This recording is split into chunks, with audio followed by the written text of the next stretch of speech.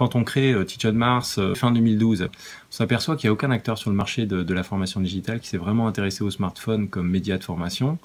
Et en même temps, on constate que c'est devenu un écran très important et surtout de plus en plus important. Et on se dit là, c'est pas normal, il y a une opportunité, il faut repenser comment on va apprendre via un smartphone, quelle technologie, quelle méthodologie de formation.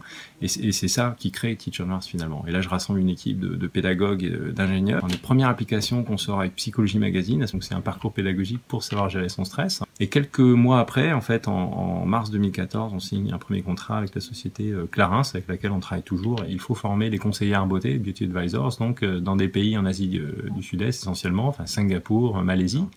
C'est difficile de les atteindre avec un ordinateur finalement normal et pour faire des bons programmes de formation et pas compter seulement sur la partie présentielle, et ben on s'appuie sur le smartphone pour délivrer de la formation digitale. On a la chance d'avoir beaucoup de clients et des gros clients parce que on est encore on est très clairement numéro 1 du marché aujourd'hui en mobile learning, donc on gagne très souvent les appels d'offres parce que je pense qu'on a à peu près 18 mois d'avance en termes technologiques sur le marché. On est à Sophia Antipolis, donc ici on est 15 personnes, on est 5 personnes à Paris, puis là on recrute en ce moment pratiquement toutes les semaines. On veut atteindre 30 personnes en tout cas avant le mois de juin. Voilà.